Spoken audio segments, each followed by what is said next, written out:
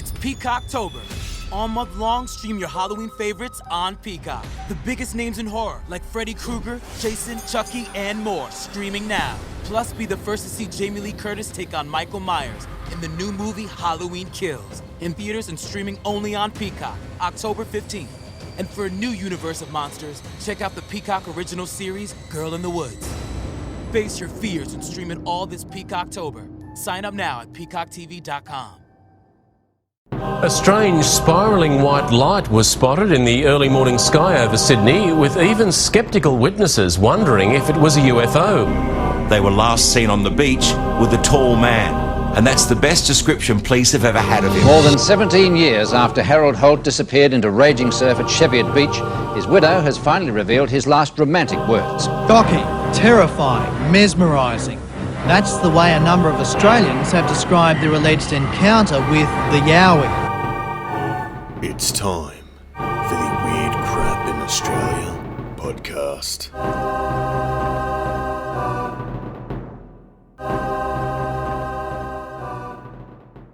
Welcome to the Weird Crap in Australia podcast. I'm your host, Matthew Soul.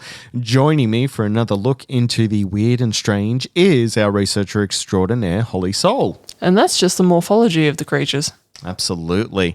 And before we get into the meat and potatoes of this episode, it has been brought to our attention that we swear maybe a little bit too much. We also smear a little bit too. and lots of smearing going on. So we swear a little bit. Granted, it is a bad habit of ours, and I'm going to absolutely cop to that. And some of our listeners have said, hey, it'd be really cool if there'd be at least a couple episodes that maybe I could also share with my kids. So, because I am not a B word, I've decided that what we can absolutely strive to do is make some episodes like PG, parental guidance recommended. Mostly the animal ones. Let's face it, it's all going to be the animal ones, I think. So today, we're going to be talking about our fun little 8-legged friends. And I want you to, if you're not driving right now, what I want you to do is find somewhere nice and comfy. Close your eyes. Got them closed? Not if you're driving. It's not on me. There will be swearing if you're driving. If you're driving, pull over. Close those eyes. So warm. It's comfy. It's just nice. Oh, you feel a little, it's just a massage on your neck. It's like 8 little fingertips. Oh, and they're just running up and down your neck. Oh, they're a little bit hairy fingers. That's a bit odd. It's a huntsman spider on the back of your neck. Matthew has a particular phobia of huntsmen because they like to haunt him. I don't like jam and butter. I don't like snakes or spiders. I was going to go into another song there. I don't know that song, so that's fine. I don't like jam and butter. I don't like toast and bread. I just love it. It was taken over by Kellogg's. It was like, I just love my Kellogg's Pop-Tarts. Never heard it before. But it's based on an actual song. It was just ripped off from Most Kellogg's. jingles are. Yeah. Now that I've significantly made you feel as horrid as I feel when discussing these subjects, let's get into it. Today, we are covering spiders. Are you done with your sound effects now? Well, I can't swear, so this is all I got. I'm a one-trick just going to hear him randomly go... That was like spider legs.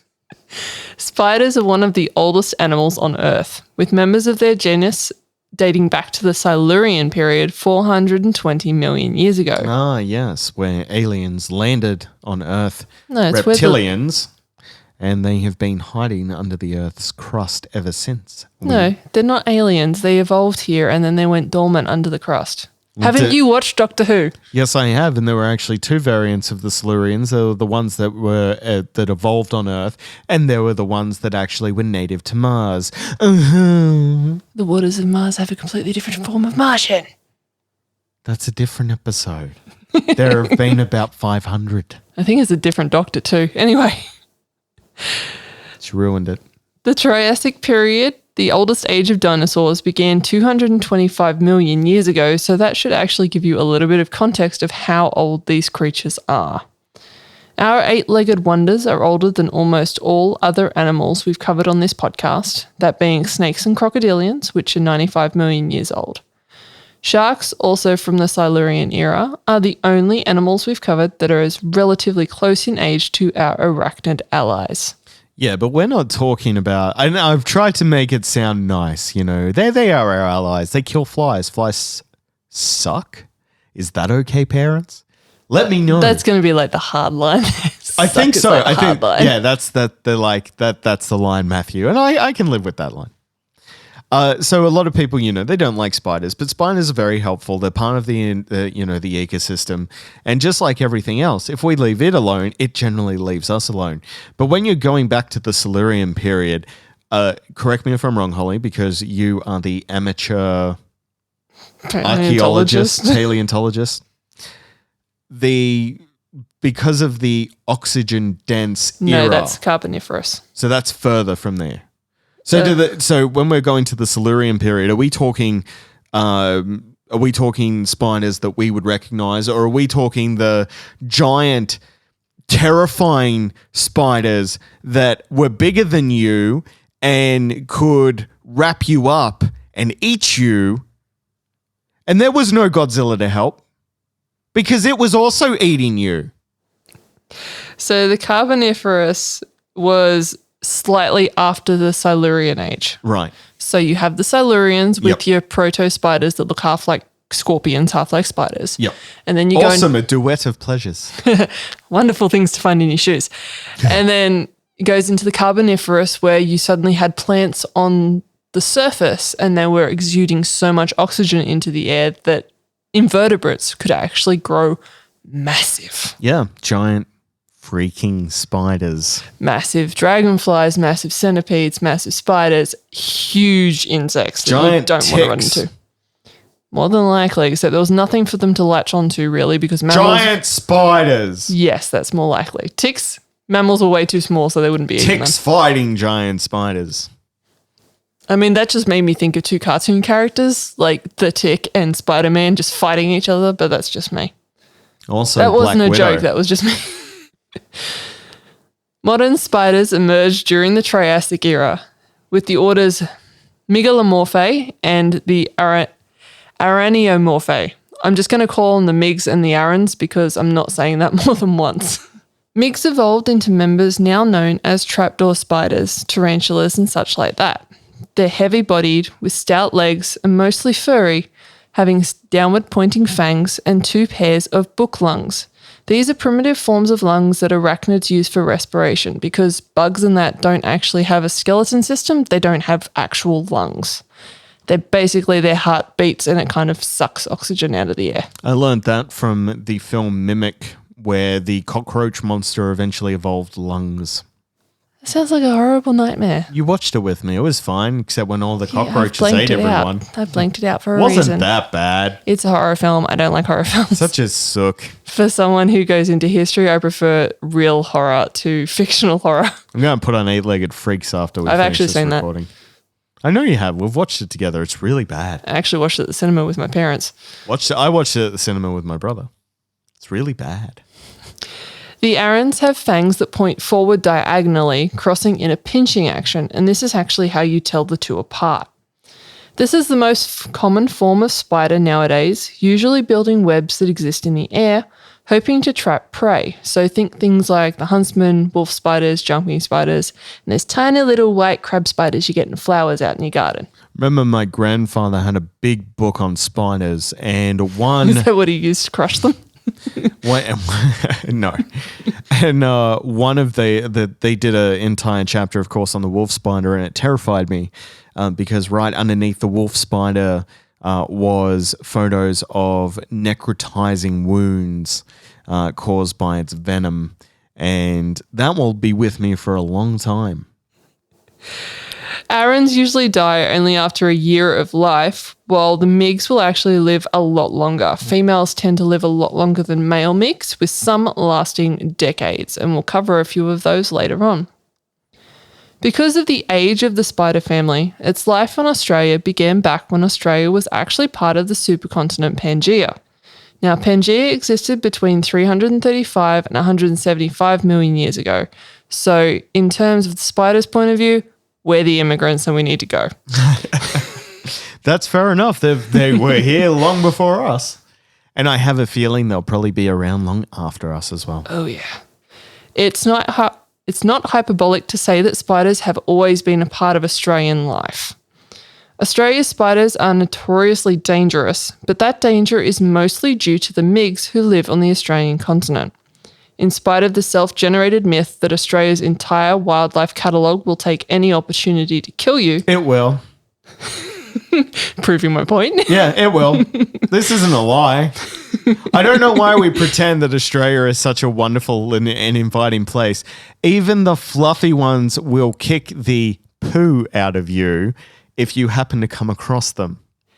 To be fair, a lot of us make it to 80 years old without actually dying of something like this. So is Australia actually trying to kill us, or is just there are a lot of unlucky people? It's a hot day, you go for a swim, a shark's going to eat you, or a crocodile's going to eat you, or a blue bottled jellyfish is going to sting you and you're going to die.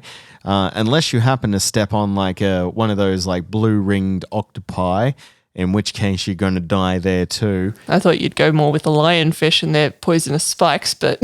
There you go. There's another one. Like, let's just keep going. What the real we're going to do an episode one day called "The Things That Won't Murder You Horrifically." It'll be like 35 seconds long. Yeah, just list like 3 things. Not koalas, because they could give you chlamydia. Like, it's not everything's out to kill you. Everything will kill you in one way or another. Wombat, maybe. Nope. I mean, they can they turn step themselves out into the road while you're driving, and they'll kill you that way. Yeah, they'll turn into a bowling ball. There's only actually a small minority of spiders in Australia that actually have the ability to cause more than a small welt on your skin with their bite, let alone killing you outright. In 2017, the CSIRO, I think that's the Science Agency, I can't remember what it stands for, they published a field guide to spiders of Australia, which featured 836 different spider species. I am so sorry, arachnophobes, but you're surrounded. And they want you while you're sleeping. Here's a fun little thing to do as well to give you some nightmares tonight. Turn off all the lights in your house, especially if you live in the bush. Give it a couple of minutes and then shine a light and then just watch the shadows run away from it. You said that they're watching you while you're sleeping, and I just got this idea that Santa Claus is actually a giant huntsman. I think I was watching, weren't we watching some sort of, that's right. I think it was Love, Death and Robots, the animated short film. Yeah, that sounds familiar. And they did it was a Santa Claus, but it was a giant monster, and the kids were terrified while it was like handing them gifts. Yeah, it really does make it a bit more sinister when you think of a big spider with a Santa Claus hat going like, he Merry watches Christmas. while you were sleeping. He watches while you're awake. It watches if you've Hollywood, been bad if you or want a new good. horror film for Christmas. Christmas Spider coming to Sci-Fi Channel 2021. It'll be an 8-legged holly jolly Xmas.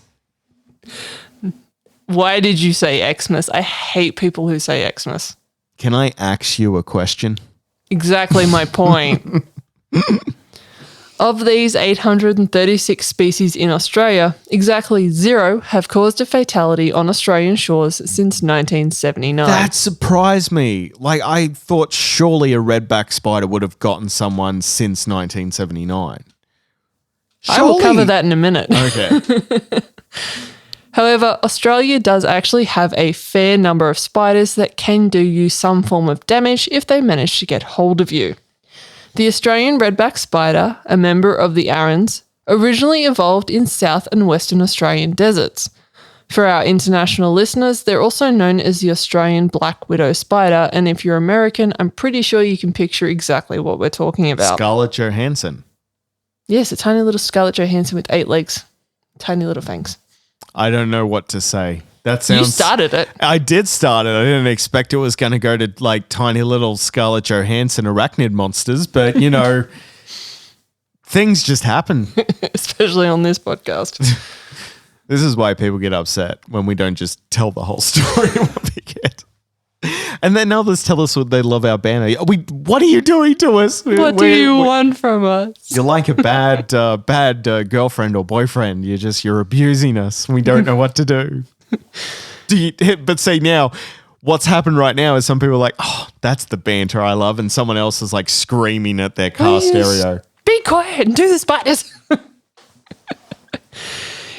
The redbacks have since spread across the Australian continent, into New Zealand, and north into Southeast Asia.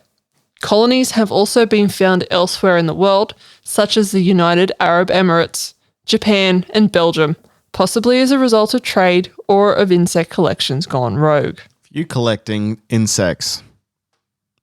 Why? Why? Control over life or death. It's like people who collect snakes. Like I get it to a certain extent. Like I'm like, snakes looks cool. I want a cool looking thing in my house. But look, tell me, snake owners, I've had some snake owners try and tell me that their snakes show them emotion. But I watched a documentary where scientists said that their brains aren't capable of conveying emotion whatsoever. All they know to do is to kill. So you tell me, snake owners, do they actually love you? And tarantula owners? Why? Why? They're furry and they're creepy, and just keep them away from me, please. Imagine them on the back of your neck with those tiny little huntsmen's furry on legs. the ceiling are enough, thank you. And you're not even the one that has to deal with them. Don't worry, I'll tell that story when we get to the huntsman section. I won't leave out any details. Like the American black widow, there is a distinct difference between male redbacks and females. Females are typical widows, black with a red blob on its spherical abdomen, with the largest body being about 1 centimetre long. Juvenile females have white and yellow banding around the red patch, making it look like a completely different species. Males, however, are brown with a body only 3 to 4 millimetres long and have much more streamlined abdomens with white or cream stripes over its abdomen. The female is queen of its territory, often hosting males and children on the very edges of its web, where they will occasionally sneak in to steal leftover food scraps from their queen. She ain't looking quick. Feels like a Mad Max kind of scenario. She'll turn her back, and then we'll steal whatever fell out of her mouth last meal. Which could have been daddy. Redbacks practice sexual cannibalism while mating. That's my band name, and this is why this episode is PG. Have fun explaining that last sentence to your kids. Also, that is definitely my punk rock band name. And now, presenting sexual cannibalism. That's why it's rare to see male redbacks. The sperm of the male can be stored in the female's reproductive tract for up to 2 years, fertilizing several clutches of eggs, each about 250 eggs strong. That's a lot of spiders. That is a lot of spiders. Could you imagine? No. Okay, I don't want to imagine anything you're about to say. All right. Spider Tinder. Oh, God. Hi, my name is Black Widow, and, I'm just looking for a man, preferably someone who loves a big family. I want to have a big family. I'm not interested in having kids right away, about 2 years. And pretty much after I become pregnant, I'm going to eat you. Yeah, I'm not looking for anything long term. Hey, I don't have to stick around for child support, right? Oh, absolutely not. All right, I'm in. Will you end my suffering in this life? 250, sure. Yeah, 250 kids. That's a lot of mouths to support there, Holly. That's one clutch. Oh. They do several, up to 1,000 babies. That's a lot of mouths. There is actually an introduced species in Australia that looks similar to a redback called Steatoa capensis, which is also called the false redback spider. Unlike the redback, it's entirely black with no red stripe, and its bite is merely painful for a day or so before recovery. It's definitely not going to kill you. Unlike the false spider, the redback spider's bite is neurotoxic.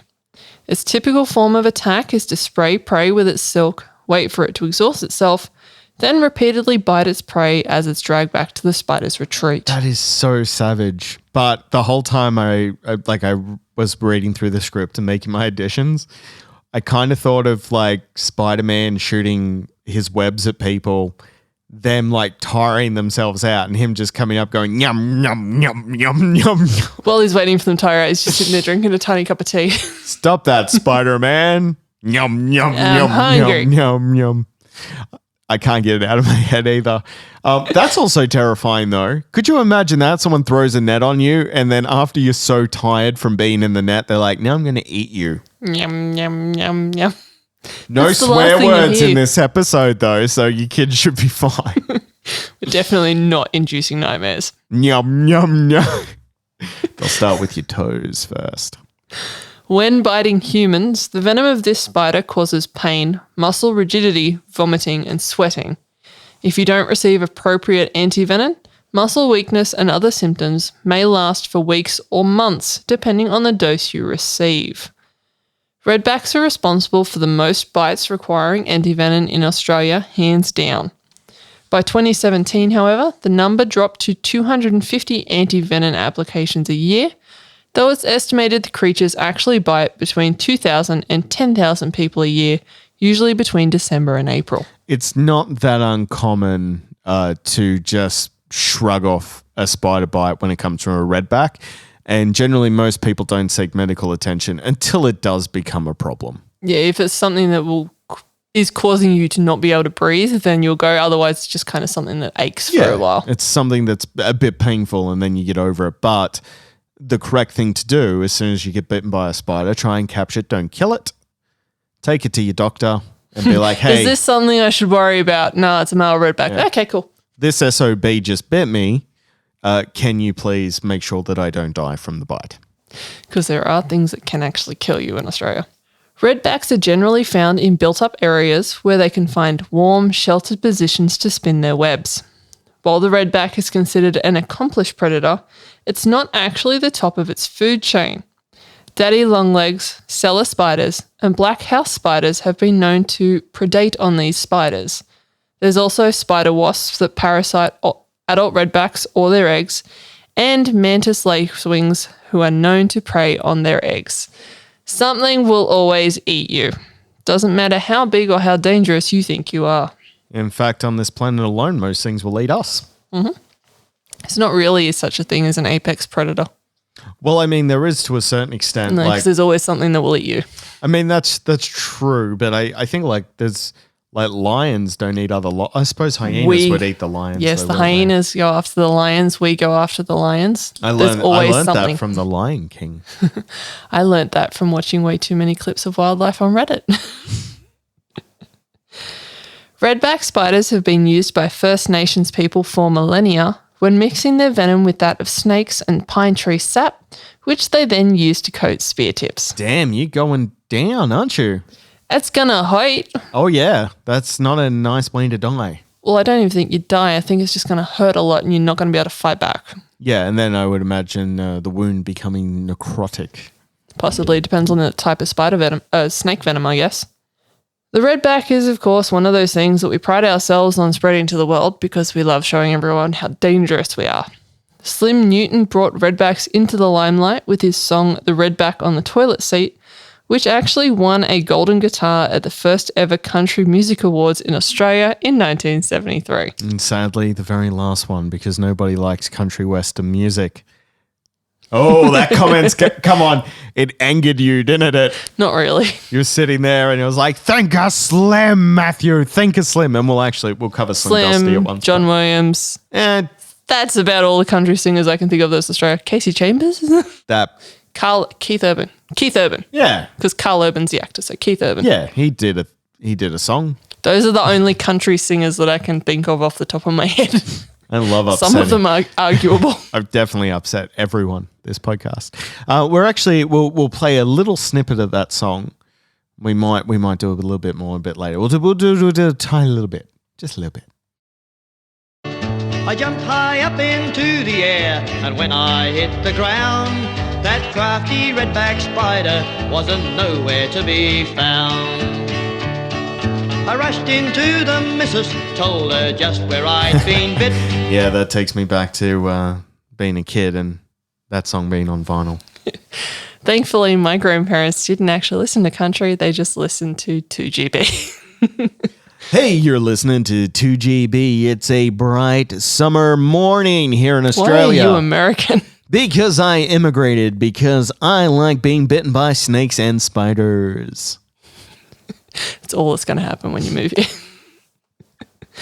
Australia's fascination with making big things strikes again when it comes to our most universal spider, with the big redback living in 8 Mile Plains, Queensland. So arachnophobes probably avoid that town. The redback also has its own beer namesake and is the emblem of the South Australia cricket team. It's also the brand of an Australian-made working boot, which is ironic because those boots are probably what squash most of them. Yeah, very ironic. I think the idea is it's meant to invoke the image of protection from redback spiders if you were to wear those boots. Okay. We have a quote here from the Sydney Morning Herald. The redback, originally commissioned to be part of the Dangerous Australians issue, was thought to be too realistic a stamp size, says the latest issue of Australian Stamp Bulletin. It was decided that it was never to be released for general postage.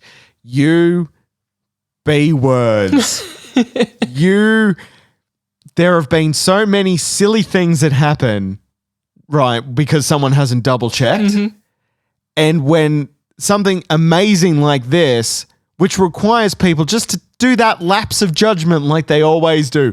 No, someone looked down and was like, oh, that's maybe a bit too big. We can't put that into circulation. So ruins Matthew's fun.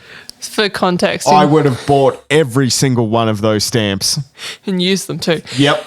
For context, in 2006, Australia Post decided to create a dangerous animals stamp collection, and one of them was a redback spider that was so realistic they realised that if people had that in their mailbox, they'd freak out and think there was an actual redback in their mailbox. Yeah, and that's why I'm disappointed. Also, good on the Australian stamps for like trying to be a little bit bad and edgy. I think they just stuck to things that didn't look scary at postage size, like crocodiles. The Sydney funnel web spider, also known as Atrax robustus, is the most deadly spider on the Australian continent. I love that full name there. I am Atrax robustus. It sounds like, you know, the Monty Python sketch, Biggest from Life of Brian. That's the name of the sketch. It's not a swear word. It's a name. Blake, when you're editing this through, she gets the first beep. So you're going to have to put a beep. That's the name of the sketch. Put a beep on it. It just sounds like a Latin name is what I'm saying. Like a joke Latin name. Leave all that in. Just make sure you bleep the D word. And then people listening on our Facebook, let us know, would that be appropriate to put into a PG episode? I say no. We've already talked about sexual cannibalism. In the context of biology and to have to make parents have uncomfortable conversations. Same biology.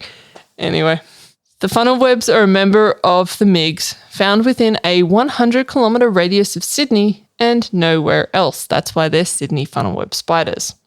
They're the Guinness World Record holder for the most dangerous spider, though some years Guinness actually flips and gives a spider from Brazil that honour, but because we're Australians, we're going to say bugger that, and we're just going to keep that tribe. Also, the Guinness World Records are so accurate that they flip between different spiders. Depending on which species they get and how potent that particular specimen is, I guess. Yeah, the Guinness World Records is a big scam. Big scam. I'm not lying. It's a big scam. It's just about like they used to actually be like good record keepers, and now they just try and find the most grotesque thing they can to put in their book. Reverend Octavius Pickard Cambridge, the most English-sounding person ever. Jesus. Hello. I am Reverend Octavius Pickard Cambridge. And if you thought that I was born with a stick in my backside, you would be absolutely correct. In fact, it has a stick up its backside. Reverend Octavius was the first person to describe the Sydney funnel web spider. Can I point out an interesting coincidence? one of Spider-Man's villains is Dr. Otto Octavius. And we're talking spiders.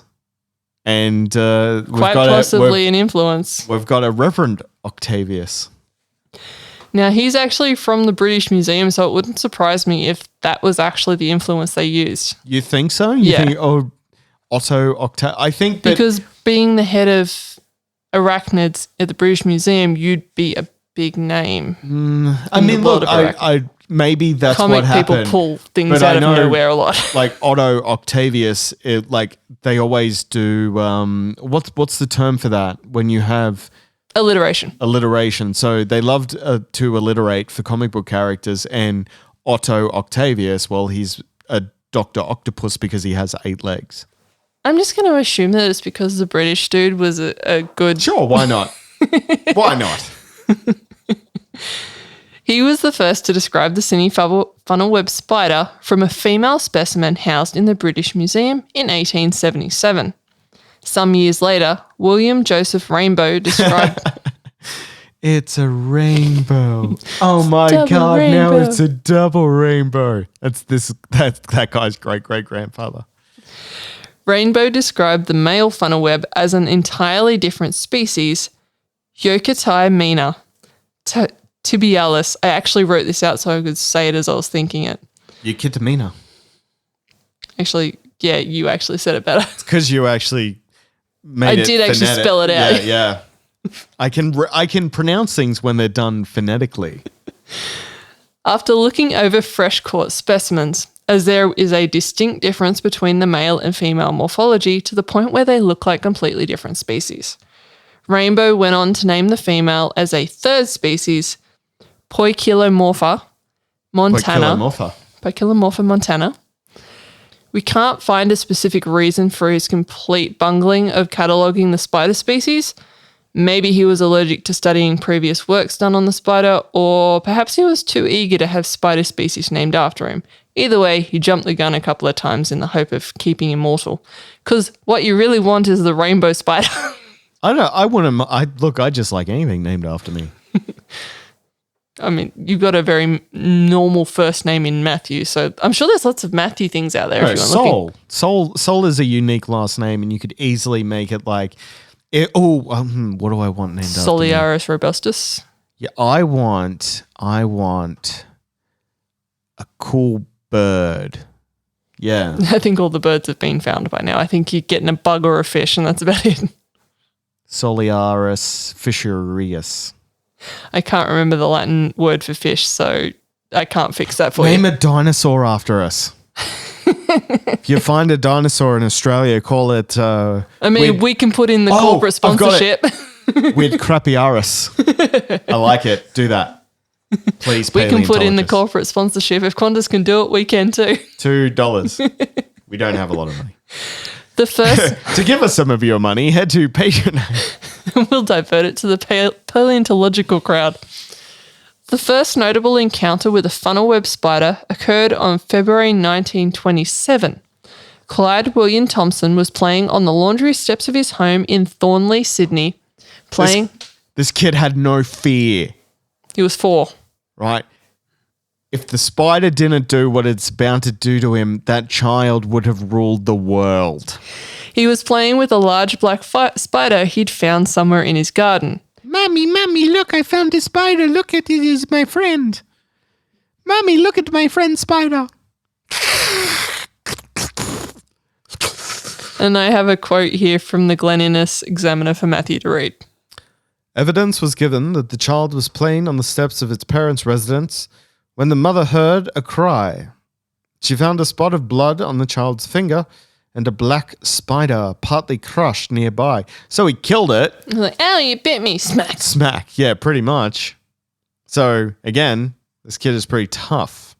An antidote was applied to the wound, but the child died a few hours later. Constable Harmer produced the spider, which the museum authorities had classed as being the trapdoor variety, a species both venomous and rare. This is the first case on record of a person dying from the bite of a trapdoor spider. Okay, by 1927, Europeans had been in Sydney for 140 odd years. And this is the first time someone's been bitten and died of it. Yeah, it's pretty good. But I mean, look, it's probably the first documented case of someone being bitten and dying. Well, it says first case on record. So I really don't like funnel web and trapdoor spiders because they do that thing when you get too close to the entrance to their little, and they go, nah, no.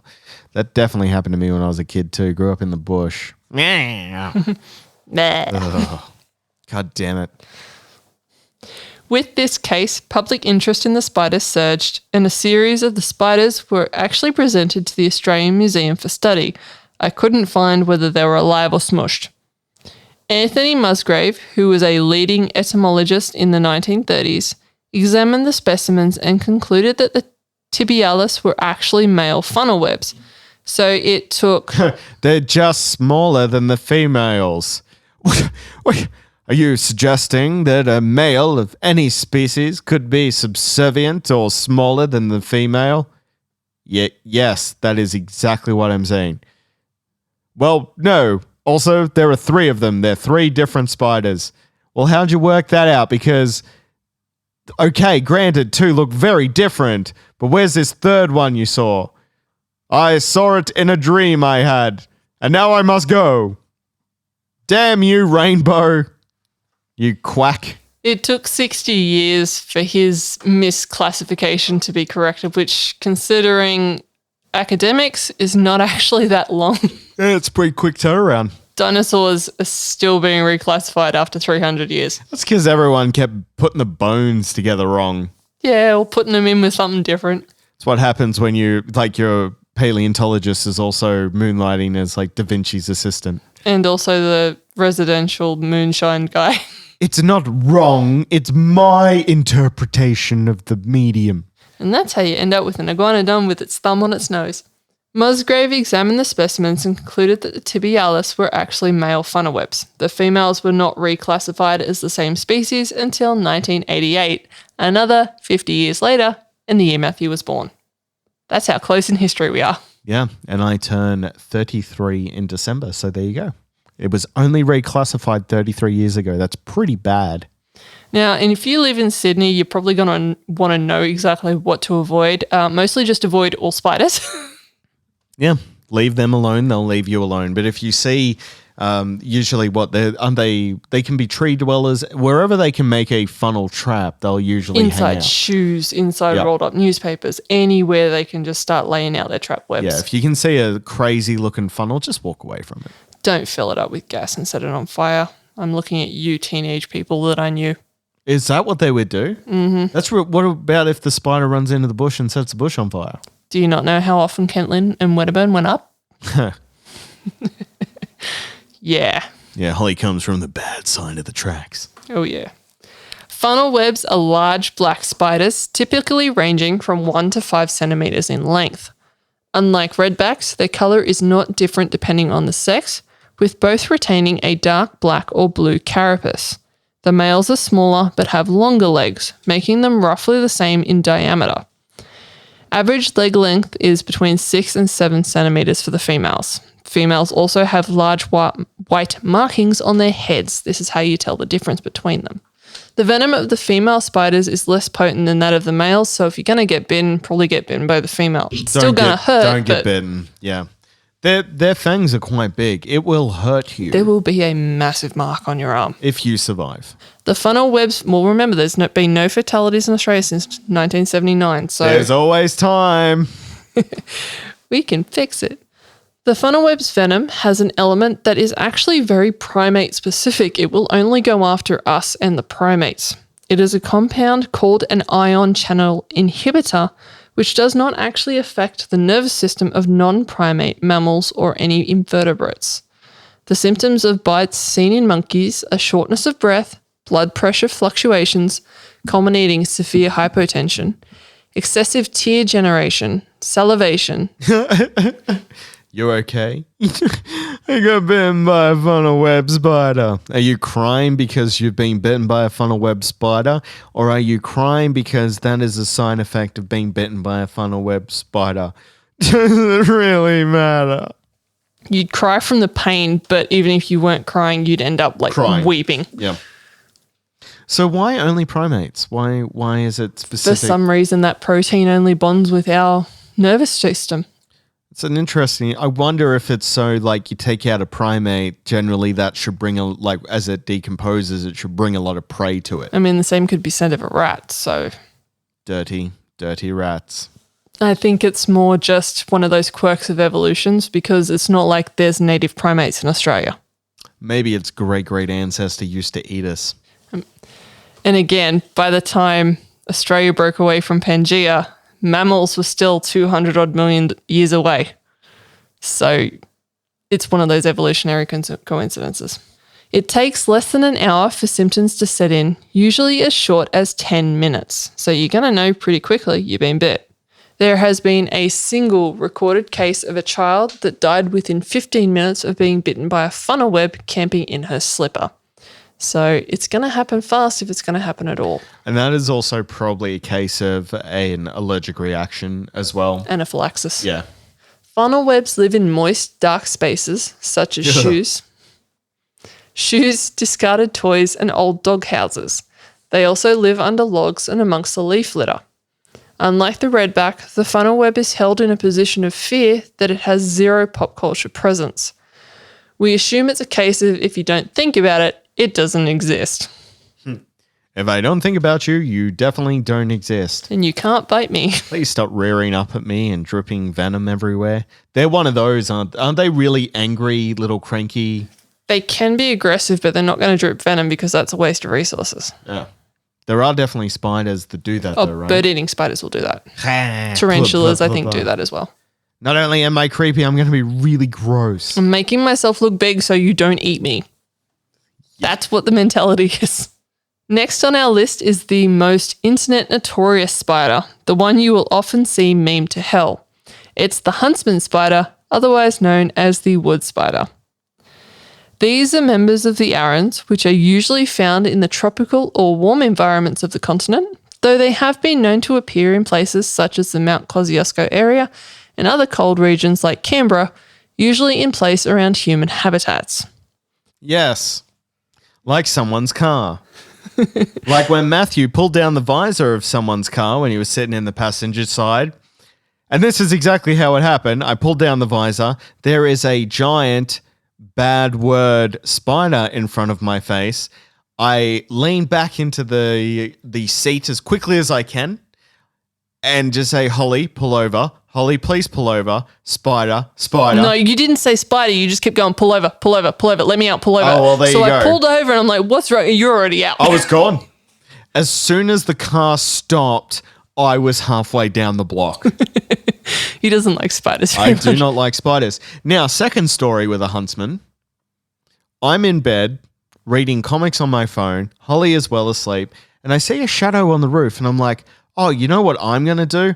I'm going to shine my camera light at it to see if I'm just imagining it.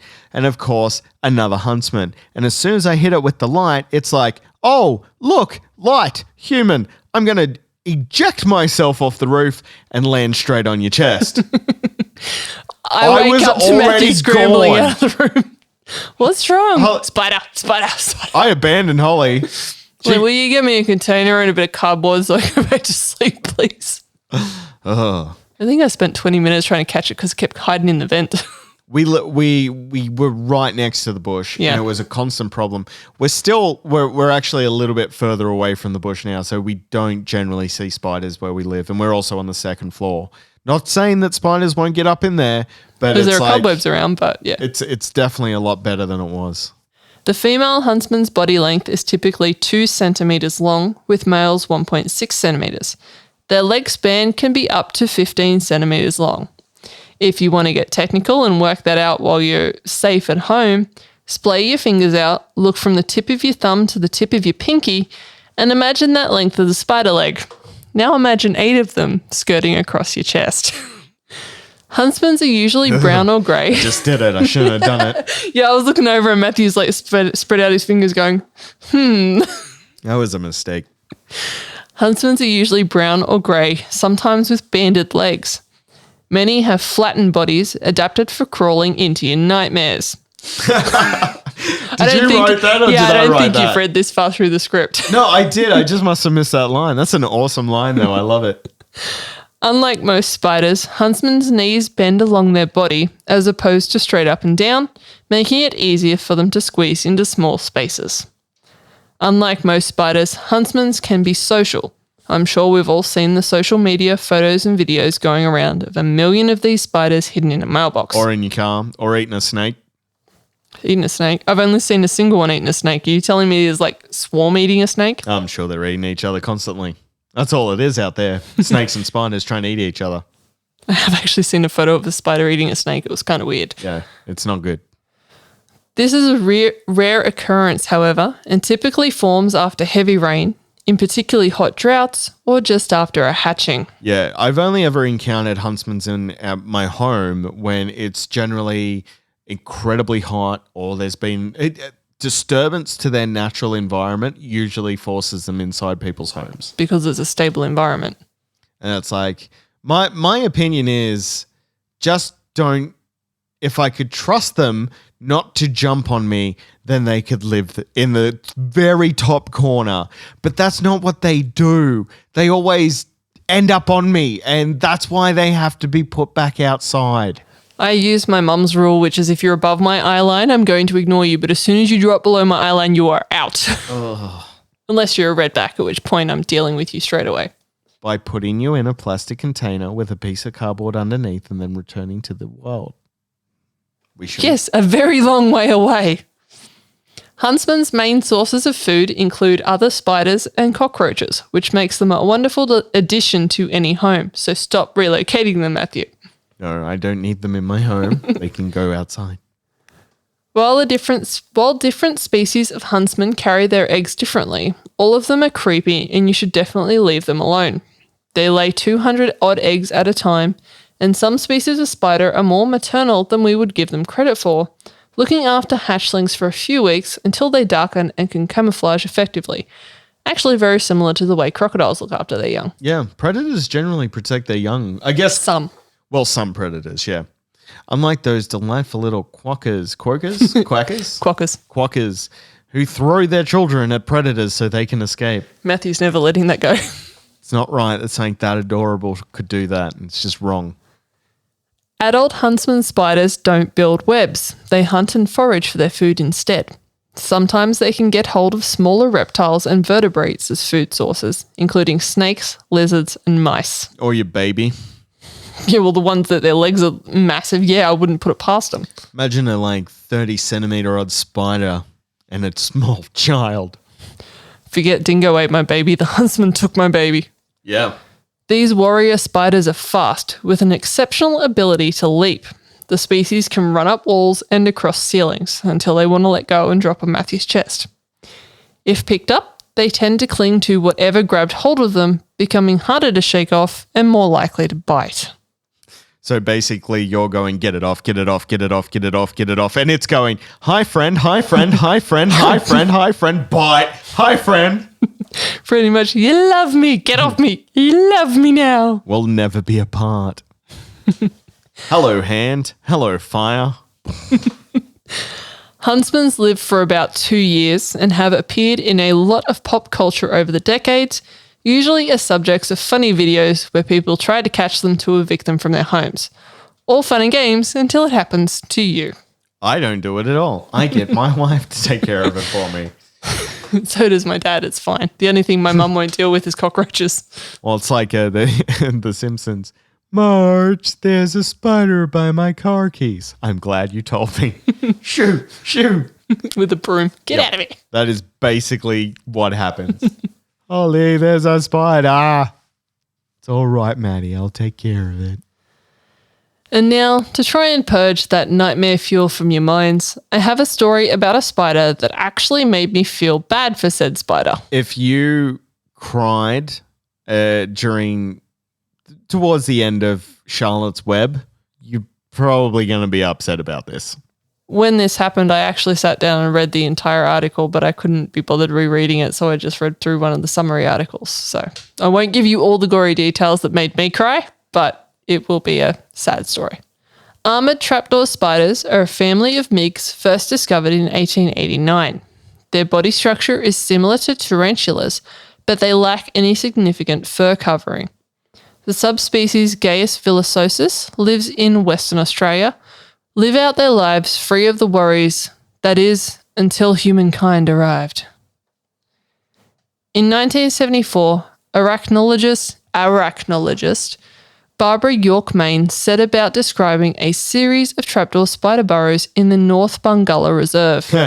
So did Dr. Matthew Soul. They're really terrifying. And that was my entire report, and then I ran away. Holly, there's a spider over there. Yes, idiot, you're researching them. I'm done. I found them. That's all the research I need to do. Classification. Really scary.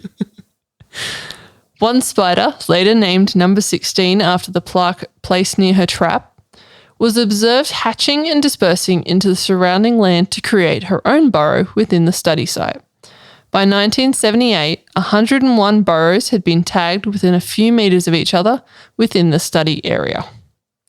Over the next 43 years, researchers returned to the study site every 6 to 12 months to check on the happenings within the small community.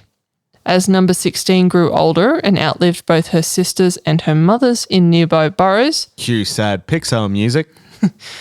researchers began to visit her burrow first when they arrived, just to see how she was getting on. They kept actually thinking that she was going to be dead every time they visited, and she ended up outlasting a lot of their careers. There was number 16. She became reliable. Good old dependable 16. 16 outlived her studier's career. Maine always said she would finish her study when 16 died, but the spider continued to live on unencumbered, while Maine actually found her health in decline. She retired in her late 80s in 2015. Yeah, the spider outlived the lady researching the spider. So, just in case you were like, oh, you know, it'll only live for about 5 years, they don't. They probably Some of them us. don't know. We have a quote here from the Washington Post. On 16th, 40th birthday, Mason said, she asked if she could give the spider a mealworm. But Barbara wouldn't let me, she said. It interfered with the study. So they actually formed an emotional attachment to the spider. Can I feed the spider? No. You mess with the study. We're scientists. You're not meant to affect the environment. You're just meant to document it. But she's 40 today. On October... Sorry. Just Tony imagine... with a party hat sitting next to the trapdoor. No. More that they put the party hat on the mealworm and they're like, off you go. Oh, it's a mealworm party. This is... Ah! I think I'm worse when I'm trying to be PG. On October 31, 2016, Leander Mason arrived on site to do her half-yearly checkup. When she arrived at the clearing that day, she noticed that the twigs around the door had lost their meticulous spiral fan shape. They lay scattered in disarray. Mason looked at the silk door and saw a tiny hole in the center, as if something had pierced it. She lifted the door and lowered an endoscope into the burrow and confirmed what she already suspected. The spider was gone. A parasitic wasp had likely broken through the seal and laid its eggs in 16's body. She was cut down in her prime, Mason said. It took a while to sink in, to be honest. Quote from The Extraordinary Life and Death of the World's Oldest Known Spider. That's the Washington Post article. So 16 was 43 when she died. She did not die of old age. I'd like to point that out. I mean, it does speak to the, arachnids' abilities to regenerate as well. They're obviously we can't go into the entire biology of what makes a spider, but you should really do a deep dive. I think how stuff works. They definitely would have done a spider episode.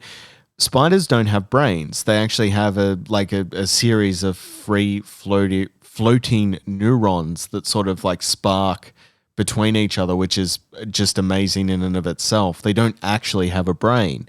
The way they mate, the way they hunt is exceptionally interesting. The prehensile strength they have, the engineering feats of their webs, the ability to create amazing silk with incredible tensile strength of strength. this silk is just ridiculous. You know, when like engineers are looking for ways to develop new things, they start with things like spiders first. Like even the spider's web is an incredibly amazing thing. So, you know, even if you're terrified of spiders like I am, you just put them in the garden.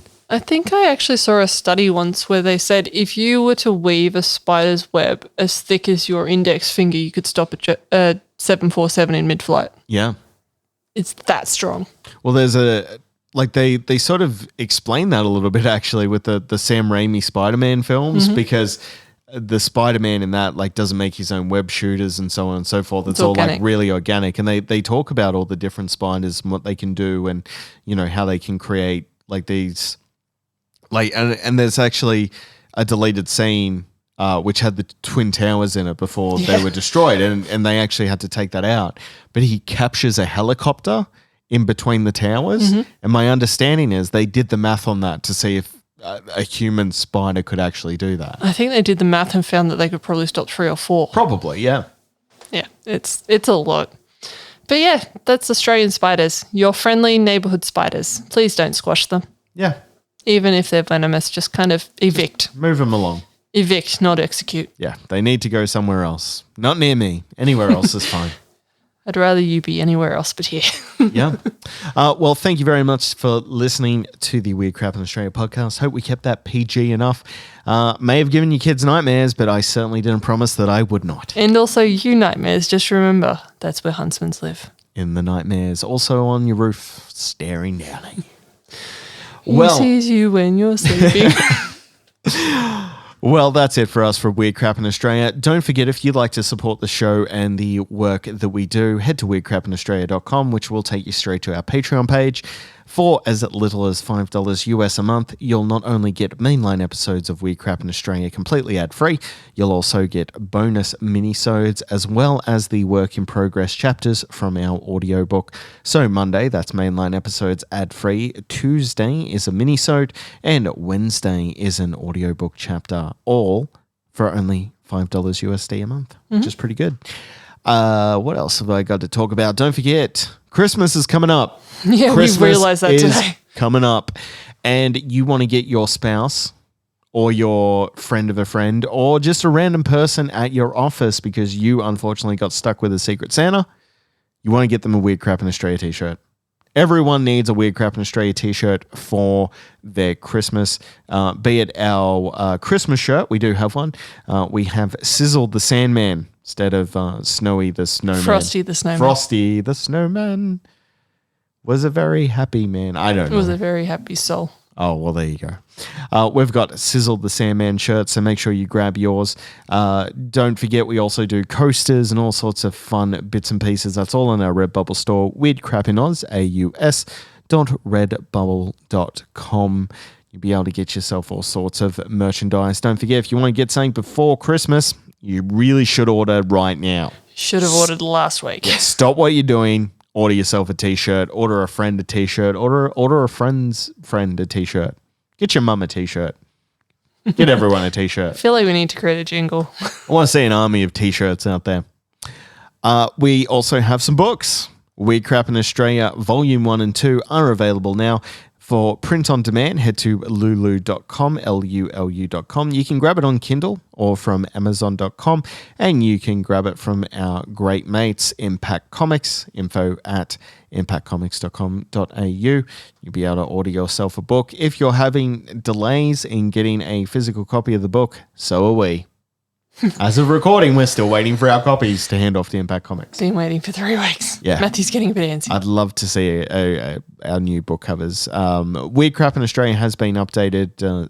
We've released a second edition to coincide with the release of Weird Crap in Australia Volume 2. So grab our books, and that also helps to support our work. And also, what are your freaky encounters with a spider? Let us know on our social media. You can find us on Facebook and Instagram as Weird Crap in Australia, and you can find us hanging around on Twitter, spinning our webs. Our handle there is @WeirdCrapInOz. Now, normal, what is what is customary is that Holly has the final words, but I kind of have a feeling that Holly wants to send us out instead of using final words, and she's going to send us out with this little ditty. I jumped high up into the air, and when I hit the ground... And I, of course, have been Matthew Soul. This is Weird Crap in Australia. Thank you very much to our co-host, Holly Soul, our researcher extraordinaire.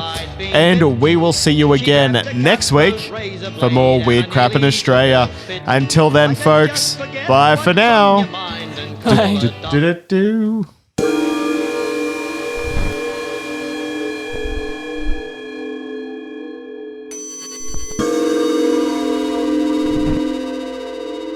The Weird Crap in Australia podcast is hosted and produced by Holly and Matthew Soul.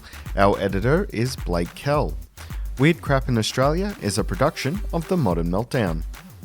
Fall is the season of gathering that brings us together with warmth and color. So whether it's a birthday, anniversary, or a special event, celebrate your friends and family with a gorgeous bouquet of roses from 1-800-Flowers.com. 1-800-Flowers makes it easy to brighten someone's day with 24 multicolored roses for just $39.99. To get 24 multicolored roses for just $39.99, visit 1-800-Flowers.com/tune in. That's 1-800-Flowers.com/tune in.